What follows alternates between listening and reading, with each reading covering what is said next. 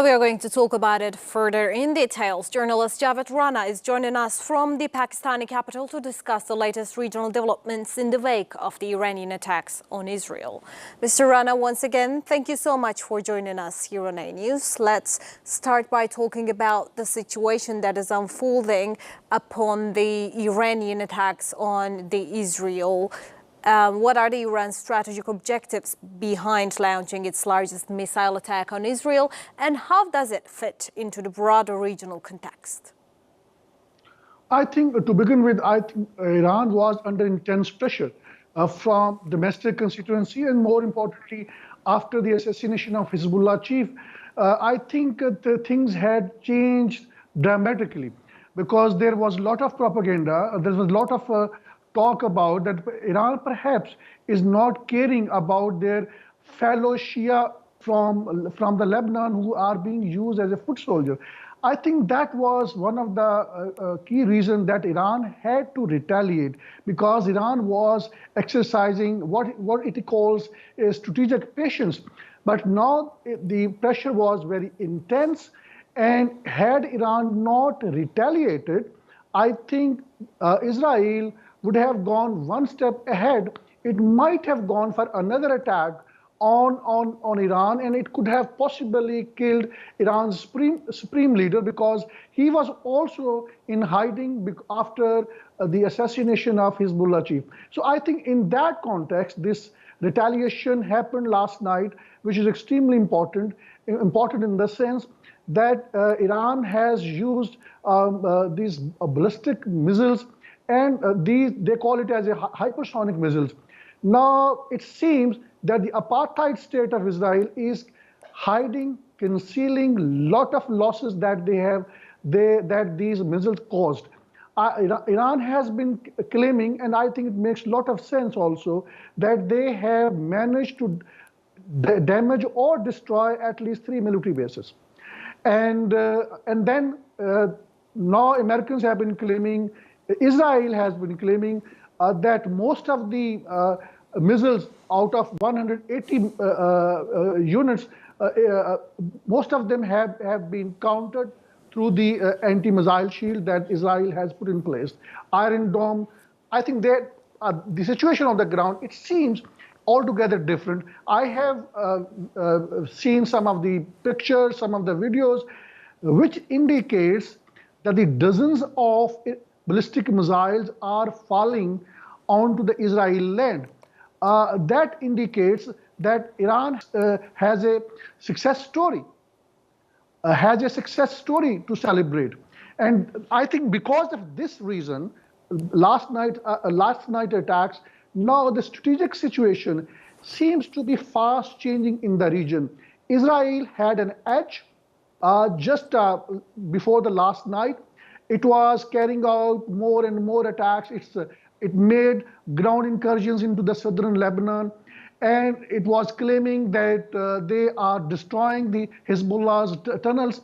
But now we have seen that the Hezbollah militants, they have essentially now stand re-motivated now. There are latest reports suggesting that the 2 Israeli soldiers have been killed, and probably one or more than one other soldier has been injured. So that indicates that Israel is going to have a very tough time in the southern Lebanon. Remember, Israel has an edge when it comes to the air power. When it comes to its troops, ground forces, they are known to be not very professional, and they will certainly suffer losses whenever there is a battle with the members of with the militant of the fighters of the Hezbollah. That is the situation in the southern part of Lebanon. But in a broader picture is that since Israel now says that it is a serious attack and it will have serious consequences for Iran, this is something which appears to be contradictory. On one hand, they are claiming that most of the missiles attacks have been countered. On the other hand, they are saying that this was a serious attack, which means they are hiding something. And what they are hiding is, I have seen myself that the CNN reported that 8 Israeli citizens were killed in a gun battle. And it means that there was also attack from the ground. Probably some of the jihadi groups were active. That is in Tel Aviv. And in Jaffa, I think, if I correctly pronounce it, I think there were 4 persons, 4 Israeli citizens were also killed in a gun battle. So that indicates that yesterday's episode is something where Iran has managed to create some sort of a balance, a strategic balance, a balance of power in the region. Now, the bigger question is, what are the options available with the apartheid state? In what manner it is going to retaliate? There are a lot of options, but it really depends in what manners Americans are going to support Iran. Netanyahu, the Israeli Prime Minister, has a very strong desire. It wants an open-ended, full-scale war with Iran. And just a couple of days ago, you may recall that he was trying to send a clear message to the Iranian population, to the Iranian people, that the underlying message was that the day of Iranian regime have been numbered, and he was directly speaking with the Iranian people. That message was read in Tehran, that Israel is going to carry out attack. So I think that was also one of the reasons. Now the bigger question that everybody is now asking, what options are with Israel? If Americans fully support, then Israel would go for a full-scale war. My understanding is that the Americans are not going to fully support Israel. Now Israel has been saying that everything is now legitimate, every target in Iran is legitimate. And it means that if the nuclear installations are targeted, Iran could go for a full-scale war. If their military bases are hit, Iran probably would put up with the situation. But it depends on many ifs and buts. But it looks like that the entire Middle East is now on a knife edge. Because Israel could possibly expand these attacks. They can attack some of the islands of the Iran where it has its military presence, it has strategic assets. So in a broader picture, I think coming days are going to determine what is going to be the situation in the Middle East, but certainly the region is on a knife edge. And let's talk about the U.S. stance as well, because you're saying that U.S. is probably not going to fully support Israel. But what do we think about Israel and United States retaliation against Iran's missile attack? Well, I think my understanding is that there would be a calculated response from Israel. If the Americans don't support any retaliation, because yesterday's Iranian attack was also calculated. Iran probably did not deliberately hit some of the targets. Most of these missiles landed on a plain land in Israel. And I think in that context, if Israel doesn't get any support from the Americans, then probably there will be attacks on some of their military bases, or maybe other military assets, where Israel would try to create some kind of optics in the region that it is still there, it is a hitting back Iran. But it seems that if that happens, both countries will continue in the existing situation, which is that the Hezbollah and other Iranian proxies from Syria, from Iraq, from Yemen, and they will continue to operate. They will continue to fire rockets from these countries onto the occupied Palestinian state known as Israel. So I think in a broader picture, if Americans support any military adventure, I would call it a misadventure of Israel, that would mean something Americans know it fully, that their military bases in Iraq, in Syria, in Qatar, in Kuwait, in Bahrain, and elsewhere would not be safe. You may recall that there was media reports indicating that Iran has facilitated a military hardware deal, which is probably it is advanced missiles, which might have already been sold to the Houthis in Yemen, and these are very advanced missiles of Russia, and it is probably known as a P-800. They are very advanced, and they are anti-ship missiles. That means in the event of a war, Iran could possibly, through Houthis, could possibly hit the UR warships in the Eastern Mediterranean and in the Arabian Sea. And let's talk about the measures. That is, you said that it is going to be a planned measure that is taken, but what do we think about that? What do we think that Israel is likely to take response to both missile attacks? And what do we expect them to do when we think about these planned measures, quote unquote? Well, I think the myth Israel had created before October 7 last year, that when it comes to the intelligence, when it comes to its IT, it is a second to none in the world. That myth was broken by Hamas military operation inside occupied Palestinian territories in Israel. Now, I think with the attacks on Lebanon, when their walkie-talkies, when their pagers were blown up, Israel tried to basically restore that myth that its intelligence system is still intact, it can hit anyone, anywhere. I think now that is a bigger challenge for Israel. That myth, in one way or the other, has been damaged. Israel has been struggling hard to restore that myth. With the Lebanon's attacks, I think they managed to restore it. With last night's Iranian retaliation, I think that myth again stands, I would say, damaged. So in a broader picture, the options that you are insisting, what could possibly be the options? I would say that again, at this particular point of time, it will be harder to make an assessment in which direction the situation would go, because Netanyahu has a very strong desire to go for a full-scale war with Iran.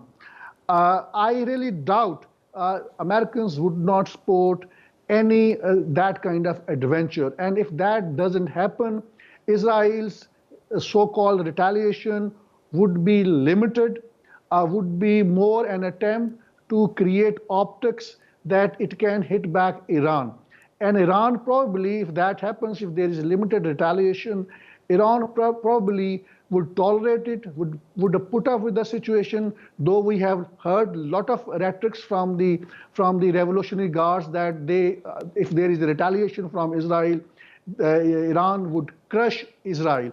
Probably that would not be the situation. That is more for the public consumption. But again, we are on the knife edge. Now, if there is a full-scale war, or if this military tension surges, that means the oil prices will go up, which, by the way, has already started going up. And then, if the situation goes beyond control, Iran could possibly block the Strait of Hormuz, which means that it is going to block the trade of it will be setback to the international trade. So, and that would be also bigger setback to the Americans.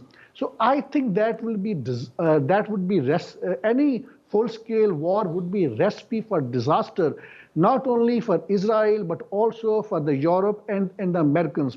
And remember, Israel is a very, very small country. It is a tiny state. It is very difficult to find it on map, though it has been struggling hard to expand it by using all foul means. But Iran has the capacity to basically put up with any major onslaught from the Americans from the Israel. It's a big country in terms of territories, and I don't think Israel would be managing to have a so-called regime change operation in Iran. That is the most unlikely to happen. But there is also a possibility that Israel could also hit its oil refineries. That will be again that will give a very tough time to the Iranians, because at the end of the day, these are going to be the people of Iran who would suffer, because that would be a net loss to the Iranian export. And about the measures that we are expecting for the response to the missile attacks, the ongoing Hezbollah operations as well. Let's look at from that perspective too. What do you think that it can affect the policies of the impact of the domestic and foreign policies of Israel? Well, Israel basically has been now hijacked by one man, who his opponent call it as a mad dog, and whose his opponent call him as a pathological liar. And it makes a lot of sense, because this man has been pushing a very dangerous agenda in the region. He's been expanding this war one after the other. He has managed to basically annihilate 80% of Gaza, where 41,000 people have been killed. Around 11,000 people are still under the rubbles. 96,000 people are still have been maimed or injured. Hundreds of aid workers, hundreds of the medical members of medical staff members have been killed. Nearly 200 members of journalism community, media community have been assassinated.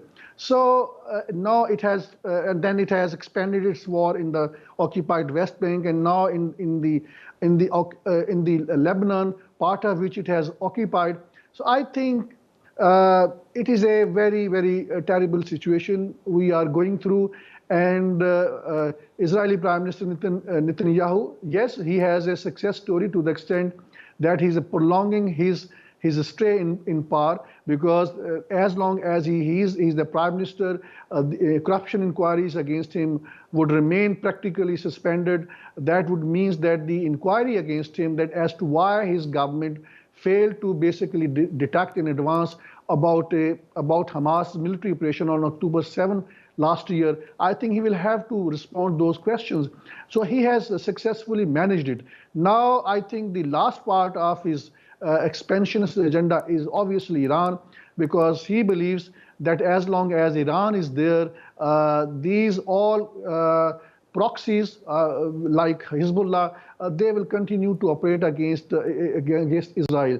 Hamas, I don't call it as such proxy, because actually for Iran has very successfully, on religious grounds, on political grounds, it has exploited the situation in its favor by supporting all the jihadi groups in occupied Gaza.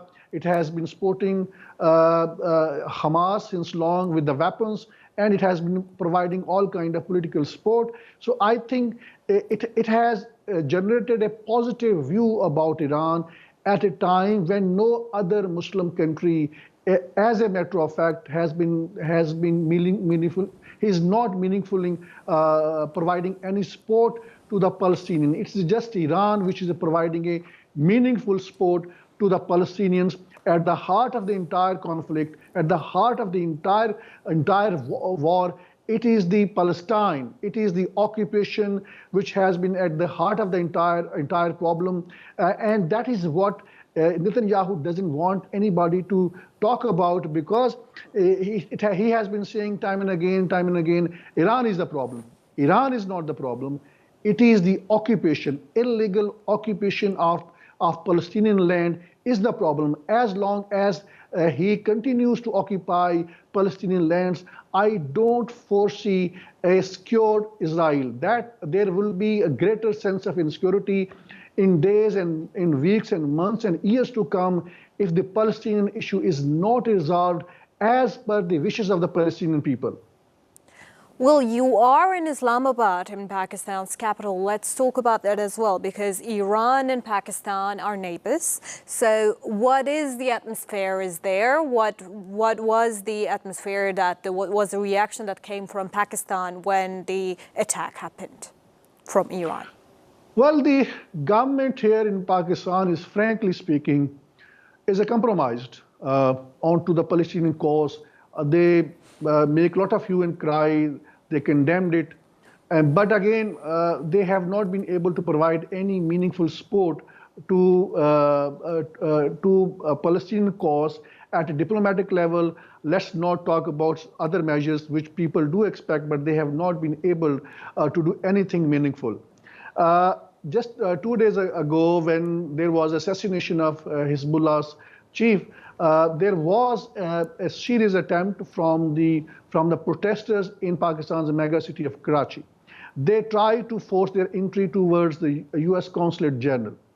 And then there was a lot of clashes between police and the supporters who happen to be from the Shia community of Pakistan. So I think certainly the occupation of and attacks of Israel in Lebanon, that has aggravated the situation. It has become a security issue in Pakistan, how to handle the protesters. There have been protests in Pakistan against the assassination of Hezbollah chief, and certainly there would, I believe, must be jubilation over last night's retaliation by Iran against Israel. But again, we have to see the bigger picture. The bigger picture is that Pakistan, including all the Muslim countries, they have not been able to deliver to the Palestinian cause. And the bigger problem is with the Arab leaders, these monarchs, who are not listening to what people on their streets are saying. That is the bigger problem. There has not been more meetings of the OIC other than one summit, and probably there were some other meetings, but again, they have not been able to do anything meaningful. And with the last night's retaliation by Iran, I think now the dynamics should change. It has created a very positive effect among people that at least there is some country who are retaliating in one way or the other at a time when no other Muslim country is willing to take any risk. These Muslim countries and Arab countries together could have done something other than offering a credible military alliance, and that was at least there could have been a trade blockage. That did not happen. I mean, had there been a trade blockage of Israel, situation by now would have changed altogether different. There could have been a ceasefire. So when there is a no trade block, when they are finding no hurdles, then obviously that does encourage, that does abet apartheid state to continue with its genocidal military campaign in Gaza and elsewhere in the region. And let's lastly talk about UN General Secretary General Antonio Guterres' statements, because he said, the permanent representatives as well, they said that many countries in the United Nations are calling on the parties to de-escalate the situation that is unfolding in the region. But also UN Security Council Resolution 1701, what is the role of the United Nations playing here, and has its approach been effective in order to finalize this situation? What would you say about that? Well, so far as the UN different agencies are concerned, they've been playing their role to the extent that some of them are on the ground in Gaza. They are trying to provide as much as it is possible, despite the fact that the hundreds, more than 150 members of the UN agencies have also been killed by Israel in Gaza, alone in Gaza. So to this extent, it is okay. We can appreciate UN's role. And then also there have been reports of UN agencies highlighting the gross scale of human rights abuses by Israel in Gaza.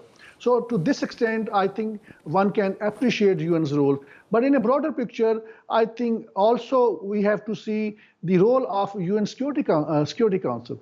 That has not been able to deliver. And reason is quite simple. it is the USA, it is the Britain, it is the France. They are blocking all resolutions which could have lead towards resolution of Palestinian issue. That has not happened. Good thing is that the UN General Assembly, that has played an excellent role. If you want to know what the world wants to see, let's see what kind of resolution UN General Assembly has been passing. And the reason Netanyahu was so upset during his General Assembly's speech was quite simple. He said it is the forum which has passed more resolutions against Israel than anybody else. More than half of it, more than hundreds of it, resolutions have been passed against this apartheid state Israel. And then everybody from there, most of the world leaders and their representatives, they boycotted the UN General Assembly session when Netanyahu was addressing. So to this extent, that the public opinion is certainly in favor of Palestinian. But when it comes to the practical measures, I think since the UN Security Council has been blocking every step that could have stopped this war, that could have prevented this genocide, all those resolutions have been vetoed. Americans are part and parcel in this crime. And when they talk about ceasefire, when they talk about de-escalation, just think that it is another deception on the part of the Americans, because they are obviously in league with the Israel when it comes to attacking, killing innocent Palestinian, innocent people in Lebanon. Thank you so much, Javed. That was really insightful about the situation that is unfolding in front of us. And in the upcoming days and weeks, we are going to see how it is going to escalate or de-escalate in the future. We hope for de-escalation, of course. Thank you so much for joining us here on A News once again.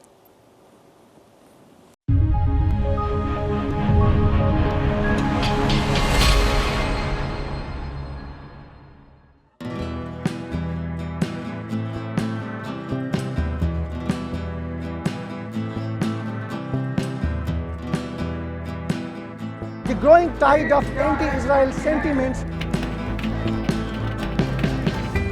What you see behind me is just tip of the iceberg of what is happening in the country.